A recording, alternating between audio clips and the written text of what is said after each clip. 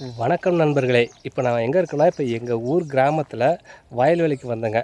அந்த இயற்கையாக உள்ள அந்த நெல்மணிகளை பார்த்தா ரொம்ப ஆனந்தமாக இருக்குங்க. அப்படியே நம்ம பார்த்துட்டு அப்படி கடந்த செலவில் பார்த்தோன்னா ஒரு இயற்கையான நிகழ்வு, அழகான நிகழ்வுன்னு பார்த்தேன். அது என்னன்னு உங்களுக்கு இப்போ நான் காட்டுறேன்.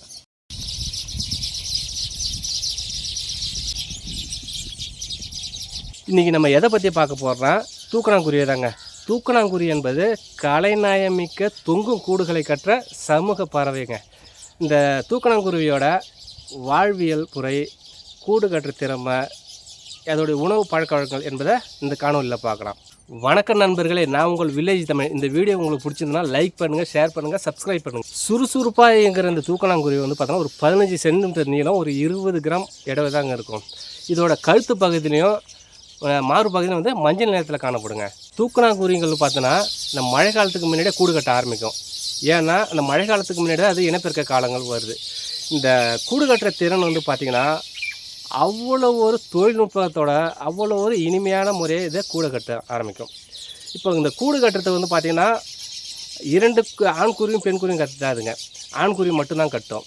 ஏன்னா தன்னுடைய பெண்ணை ஈர்க்கிறதுக்கு, அதாவது பெண் குருவியை ஈர்த்துக்கிறதுக்காக அது இந்த கூடு கட்ட ஆரம்பிக்குதுங்க. தூக்கணாங்குருவிகள் எதை கொண்டு கூடு கட்டுன்னு பார்த்தீங்கன்னா இந்த நாணல், சிறு சிறு புல்கள் இவற்றை கொண்டு தான் தூக்கணாங்குருவிகள் அதோட கூட்டுகளை கட்ட ஆரம்பிக்குங்க. இதோட அழகு பகுதி பார்த்தீங்கன்னா கூர்மையாக கூம்பு ஒடியில் இருக்கும். அதனால தான் அதோடைய உணவை கொறித்து சாப்பிட்றதுக்கும் மற்றபடி அந்த கூடு கட்டுறதுக்கும் அது பயன்படுத்துதுங்க. இந்த தூக்கணாங்குருவி உணவு பார்த்திங்கன்னா நெல், கம்பு, சோளம், தேனை இவற்றை வந்து பார்த்தீங்கன்னா கொறித்து சாப்பிட்டு இது வாழக்கூடியது.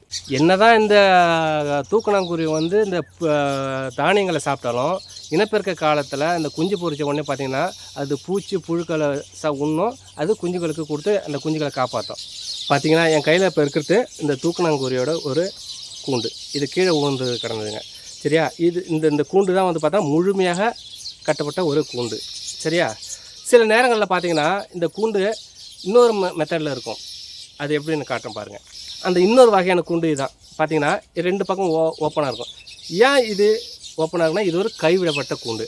ஏன் கைவிடப்பட்ட கூண்டுன்னு சொல்கிறேன் பார்த்தீங்கன்னா, இது கட்டக்குள்ளே பார்த்தீங்கன்னா ஒரு பாதி கூண்டு கட்டியதை அதோடைய இணைய பெண் குருவி வந்து அழைச்சி வந்து இதோட கூட்டை காட்ட அது பார்த்துட்டு இது நல்லா இருக்குது, நம்ம முட்டை விட்டு குஞ்சு பொறிச்சு ஏற்றதாக இருக்கும் அப்படின்னா அந்த 2 குருவியும் சேர்ந்து இந்த கூண்டை முழுமையாக கட்டும். நம்ம முன்னாடி காட்டின மாதிரி அந்த கூண்டு அது மாதிரி இருக்கும்.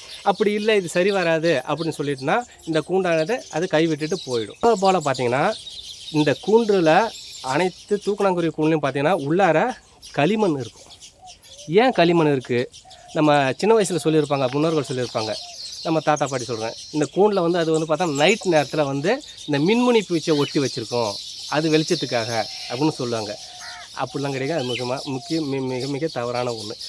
ஏன் அப்படின்னா இது மரக்கிளைகளில் கட்டினா அது ஸ்ட்ராங்காக இருக்கும். இது வந்து பார்த்தீங்கன்னா இந்த மரத்தோடைய இலையில், இந்த கம்பிகளில், அதுமாரி இடத்துல தான் இது கட்டுது. ரொம்ப இது ஆடிக்கிட்டே இருக்கும். அந்த ஆடாத அது வெயிட்டுக்காக தான் இந்த களிமண்ணை வைக்கிது.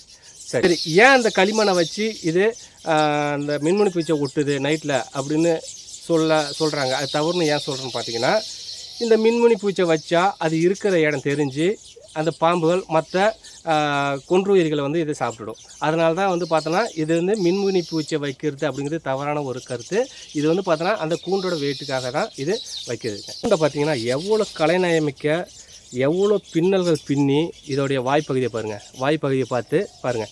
இப்படி தான் உள்ளே போயிட்டு இது இந்த இடத்துல தான் வந்து பார்த்தோன்னா அதுக்கான அறைகள் இருக்குது, முட்டை விடுறதுக்கான இடம் இருக்குது, காணப்படுது. எவ்வளோ ஒரு அழகாக நேர்த்தியாக கட்டுது பார்த்தீங்களா? மனிதர்கள் எவ்வளோ நம்ம வந்து டெக்னாலஜி வந்தாலும், நம்மளுக்கு அறிவு டெக்னாலஜி வந்தாலும், ஏஐ முறையில் இப்போதைக்கு வந்தாலும், ஆனால் இந்த கலைநயத்துக்கு ஈடு இணையாக எதுவுமே இல்லைங்க. பார்த்திங்களா அந்த குண்டை?